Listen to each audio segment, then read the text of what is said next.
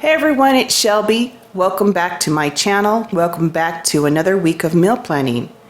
On Monday, I'm going to roast a chicken. I'm using one of those whole chickens I got for 79 cents a pound. And I'm going to roast it bistro style.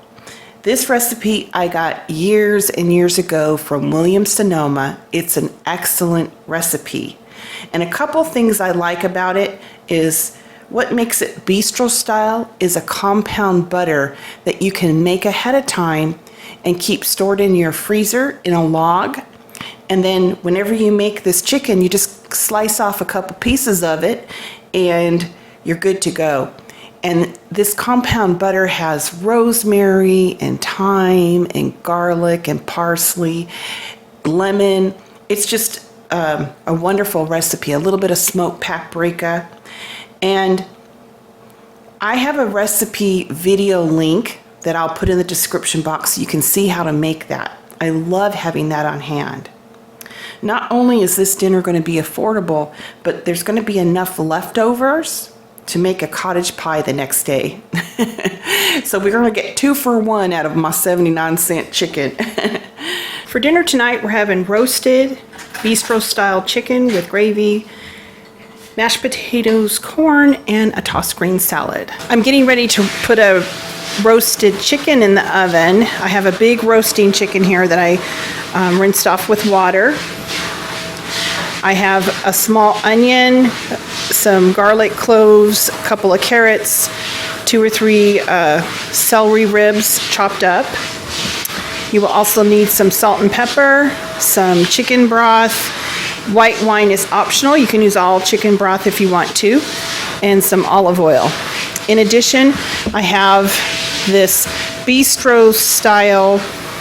It's a compound butter. It has garlic and lemon, rosemary, thyme, smoked paprika, just a bunch of stuff in there. I make them into logs and put them in the freezer, and then all I do is I cut off a piece of it for the roasted chicken. And then this will go back into the freezer. So let me get this chicken going here. I'm going to start by just putting some of the onions and carrots and celery in the cavity. My house is a little chaotic today. We're cleaning and yeah, so you might hear some background noise. And then let's put the garlic in the cavity as well. The rest of the vegetables I'm just going to place into the cooking tray.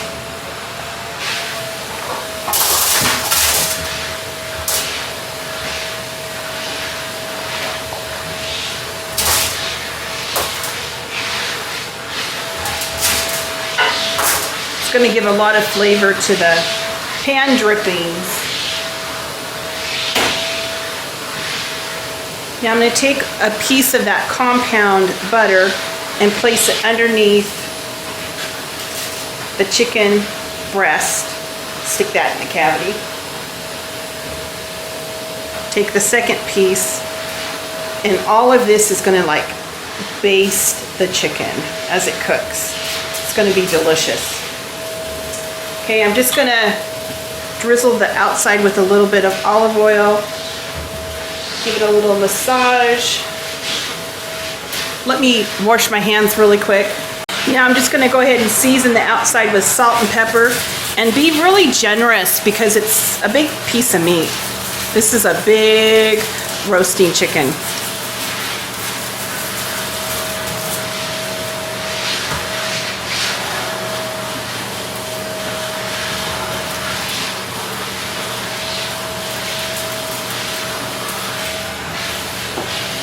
I'm going to take about a half a bottle of the white wine and add it to the roasting pan.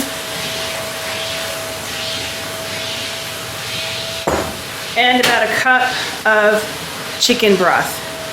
Now you could just use chicken broth if you don't want to use wine, that's fine. Okay, I'm going to get some twine, kitchen twine, and tie up his legs. I don't usually truss chicken I just don't. I tuck the wings under, and then I do tie the legs, and I think it's good enough. And the whole reason you're doing this is you want to make the chicken kind of a uniform shape so that it can cook evenly. That's all you're doing. So I'm just going to tie this and be done with it. Now I got my oven. I'm going to put this in at 350 because this is a big chicken and it's going to get plenty of color on it, and the butter under the skin is going to act as like basting the meat as it cooks. This is going to be a delicious dinner. I'm going to put the rest of this compound butter back in the freezer, use it another day, and I'll put the recipe down in the description box below. Click the show more and it'll open up and there will be the recipe for you. I just took the chicken out of the oven, and I'll put the cooking times in the recipe description below. I'm just going to tent this and let it rest while I get the potatoes mashed and get the gravy made. I'm going to strain the cooking liquid from the roasting pan. There is so much flavor in that broth there.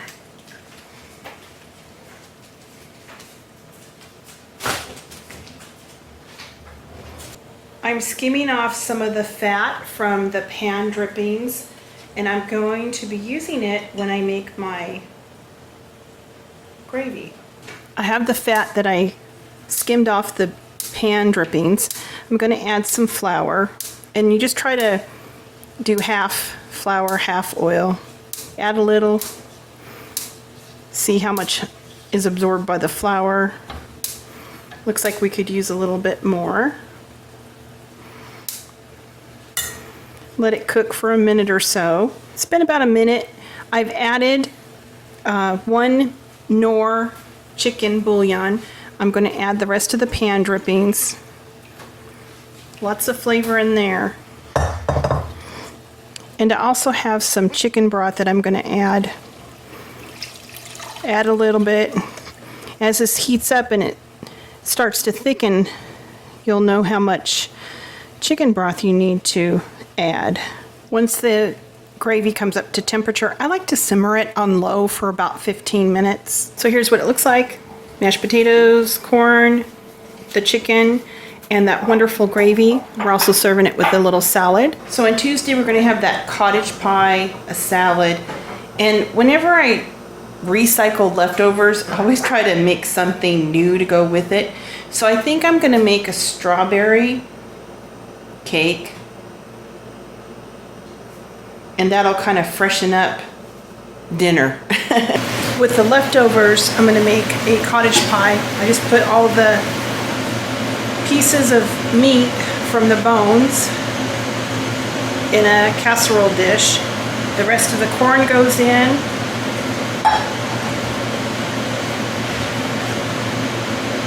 The gravy.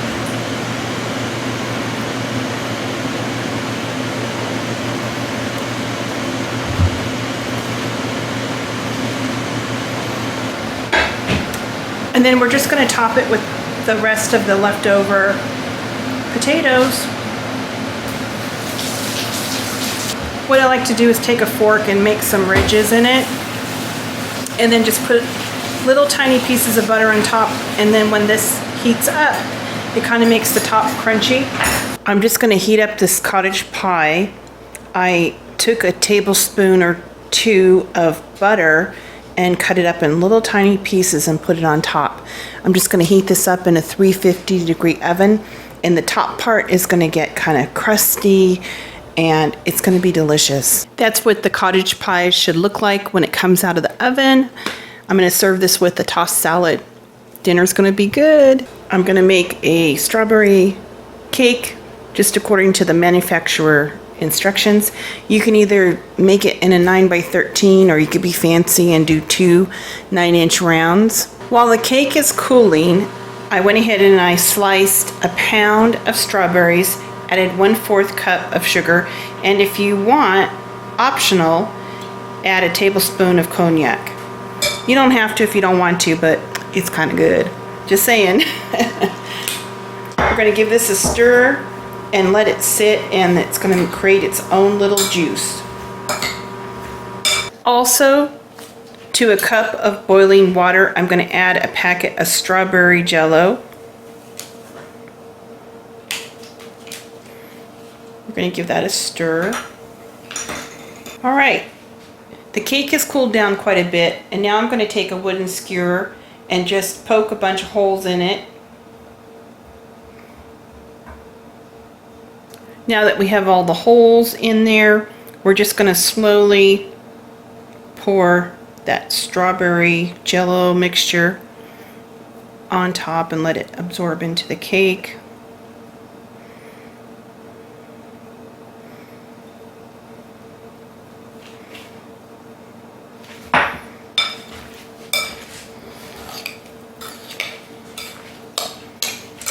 Then let's top it with all those strawberries.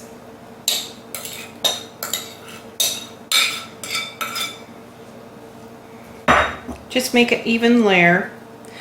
As soon as I get this spread out, I'm going to put this in the fridge and let the jello kind of set up a little bit. And in the meantime, I'm going to whip some homemade whipping cream to put on top. Yeah. This is a great one for a potluck because there's not anybody that I know that doesn't like this cake. And you can make it look fancy too. Like sometimes I do the 2 9-inch cake rounds and put it on a pedestal and layer it, and it's really pretty. It looks like a giant strawberry shortcake. Okay, I'm gonna get this in the fridge. I have 1 cup of heavy whipping cream that I'm whipping in my mixer, and once it starts to get soft peaks, I'm gonna add 1/4 cup of sugar and keep whipping until it gets to stiff peaks.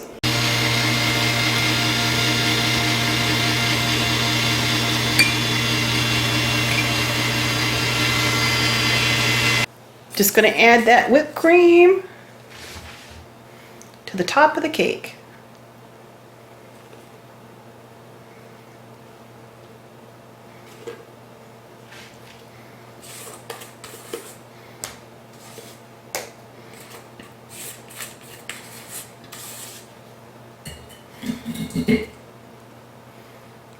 And as soon as I get this whipped cream on top, I'm putting it back in the fridge and we'll serve it for dinner. Wednesday, Ken's Grilling Steaks. I caught a really good sale. I think it was $4.77 a pound for the porterhouse steaks. Baked potato salad, and I'm gonna make some strawberry cheesecake bites. They're gonna look really pretty. Totally easy to do, but really impressive. For dinner tonight, we're having some grilled steaks. We grilled some porterhouse. I have a piece of the filet, and Ken has eaten the strip part of the steak. We're going to split one tonight. We split a baked potato, and we're having some salad. He cooked dinner. Life is good. Thursday, I'm making penne pasta, and I'm going to make a sausage vodka tomato cream sauce. It sounds kind of weird, but it's a blast from the past. It's like a 70s recipe that's really, really awesome. It takes less than a half an hour to make and is so delicious. I have a cook with me recipe share video that I'll put the link in the description box for. I'm also serving it with garlic bread, and just like that Bistro compound butter, I have a recipe for garlic compound butter. It's so handy to have in your freezer. So I'm going to slather that on some of that 88-cent Italian bread I got and serve it with a salad. For dinner, we're having vodka penne pasta. It has sausage in it with a cream sauce, tomato cream sauce, Parmesan cheese, delish, garlic bread, and a very simple salad. This is an overflow from Birthday Boy's a week last week. He's still requesting recipes. Friday, I'm going to make some country fried pork chops, chunky apples, a gratin potatoes, and a salad. For dinner, I made some country fried pork chops with a homemade chunky apple sauce, a gratin potatoes, and a salad. Looks delicious. Saturday, I'm going to make something that's super easy. We have yard work scheduled Saturday. all day long. We have 7 acres that we need to manicure. Ken and the boys, we're all getting out there helping the best we can and gonna get that done. And so I want to make something really easy, and pizza burgers are going to be the ticket. Now, when I was in elementary school in the 60s, yes, the 60s, the cafeteria used to serve these pizza burgers, and they're so easy and affordable. If you have a pound of ground round and a package of those really cheap hamburger buns, you can make 16 of these pretty easily. I'm going to serve it with corn on the cob, watermelon, and a tossed salad, and keep things very simple. In my skillet, I have a pound of ground beef browning up.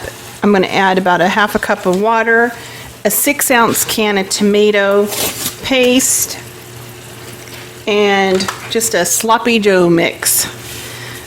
We're going to let this simmer for about 15-20 minutes, and dinner will be almost on the table. This reminds me of my childhood. They used to make these pizza burgers in our elementary cafeteria, and they're really affordable and they're super easy. On my sheet tray, I just have the real inexpensive hamburger buns, a package of 8, and you just break them in half, so you're going to get 16 servings out of this. And this pound of ground beef is going to be the perfect amount to make 16. So affordable. Then just take 8 ounces of whatever kind of cheese you want and put some slices on it. We're going to get it into a 350-degree oven and cook it until the cheese melts. And that's what the pizza burgers are going to look like. They're a little bit toasted on the bottom. Cheese is melted. Quick and easy, inexpensive dinner. Serving it with corn and watermelon. For Sunday dinner, I'm going to make some Swedish meatballs, but I'm going to do them the night before, because when we're cleaning up dinner, I know I'm going to be tired already, but I'm going to make this on Saturday evening, so that when we get home from church on Sunday, I can just throw it in the oven and heat it up, boil some water, cook some noodles and spinach, and voila, dinner is served. I'm getting ready to make some Swedish meatballs. And you'll need a pound of ground pork and a pound of ground chuck, 1 onion minced. And if you have some day-old kind of dry bread, about 3 or 4 pieces, this is just the ends of some Italian bread that you can see it's kind of dry. That's perfect. You'll need that. Some salt and pepper, some ground nutmeg, a couple of eggs, a 1/3 cup of flour, 4 cups of beef broth, about a 1/3 cup of milk, and a 1/2 cup of heavy cream. All right, and a little bit, tablespoon or so of olive oil to saute the onions. That's what I'm going to get started on. In my pan, I heated up a tablespoon of olive oil, and I'm cooking the onion, adding salt and pepper to taste. I want to cook these onions until they start getting caramelized. I went ahead and cooked the onions on a medium-low for about 15-20 minutes, and they are looking really good. Now, if you like garlic, add garlic. I love garlic. So I have 2 cloves of garlic that I microplaned. Now I'm just going to cook it for about 30 seconds, a minute. You can already smell how wonderful the garlic addition is. It's been about a minute. I turned off the heat. I want this to cool just a little bit, so I'm gonna go ahead and cube up the bread and get the milk poured on it. I went ahead and cut the bread up into small cubes. I'm gonna add about a 1/3 of a cup of milk and let that soak. After about 5 minutes, most of the dried bread will soak up the majority of the milk. But what you want to do is you want to go ahead and gently press the excess out of the bread.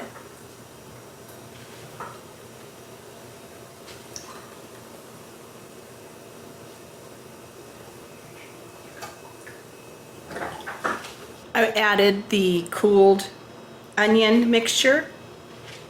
Now we're just going to add the 2 eggs.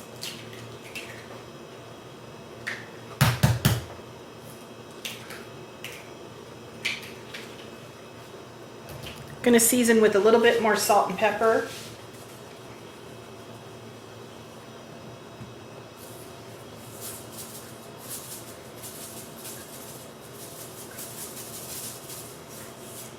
And about 1/4 of a teaspoon of ground nutmeg.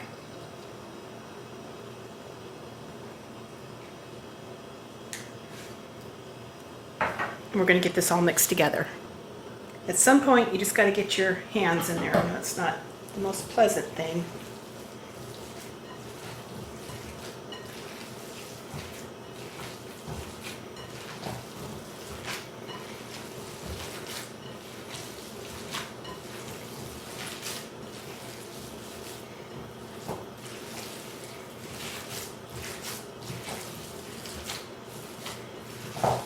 I have found that one of the best things that works is using a small ice cream scoop.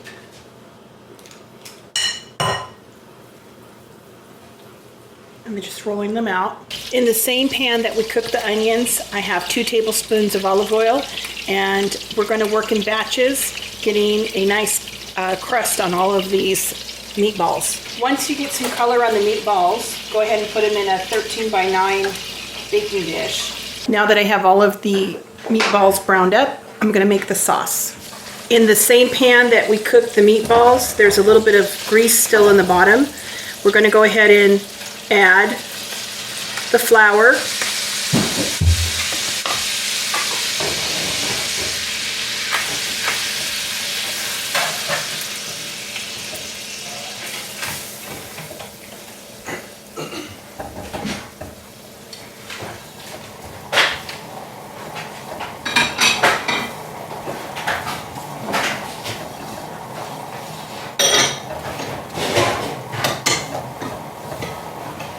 Want to season with some salt and pepper.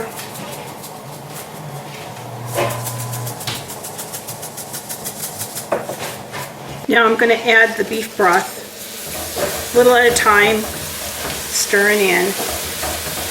Keep whisking in the beef broth.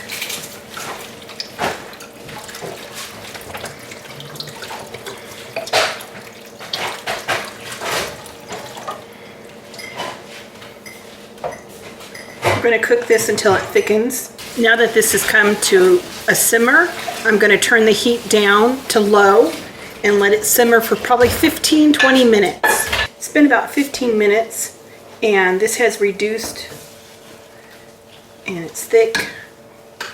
What I'm going to do now is add about 1/2 cup of heavy whipping cream.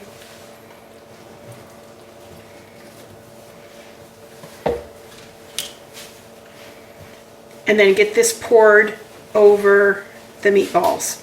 I love this recipe because you can make it to this point and clean up the kitchen, you know, all that kind of stuff.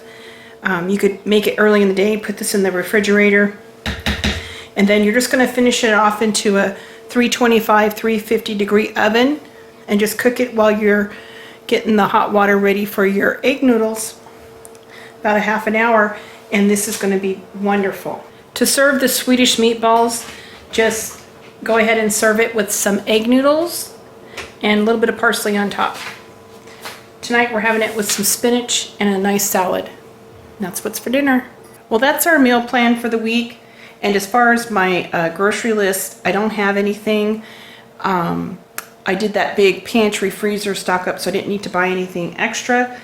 And I hope you guys have a fantastic week and happy meal planning. Talk to you guys later.